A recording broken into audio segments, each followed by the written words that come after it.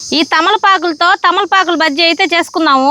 మా అమ్మమ్మ చిన్నప్పుడు అయితే తమలపాకుల బజ్జీ అయితే చేసిచ్చేది. ఇప్పుడైతే మీకోసం అయితే చేస్తున్నాను. ఇదైతే హెల్త్ కి చాలా మంచిది. ఈ శనగపిండితో బజ్జీ పిండి అయితే కలుపుకుందాం. జల్లిడి పెట్టుకున్న శనగపిండి, కారం, సాల్ట్, చిటికెడు సోడా ఉప్పు, వామ్ అయితే ఇట్లా చేత్తో నలుపుకొని వేసుకోవాలి. చిటికెడు పసుపు, నీళ్లు పోసుకొని బాగా కలుపుకోవాలి. పిండి చిక్కగా, పిండి అయితే ఇలా చిక్కగా కలుపుకోవాలి. బాండ్లు అయితే పెట్టుకొని ఇప్పుడు నూనె అయితే పోసేసుకుందాం. నూనె అయితే కాగిపోయింది. ఈ పిండిలో తమలపాకులు వేసి నూనెలో అయితే వేసుకుందాం.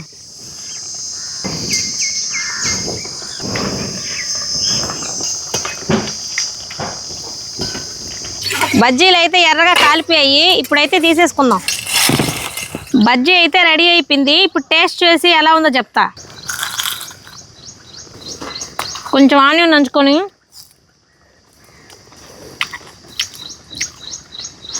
బజ్జీ అయితే టేస్ట్ సూపర్గా వచ్చింది. మీరు కూడా ట్రై చేసి కామెంట్ బాక్స్లో కామెంట్ చేయండి. లైక్ చేసి సబ్స్క్రైబ్ చేయండి. ఎంజాయ్.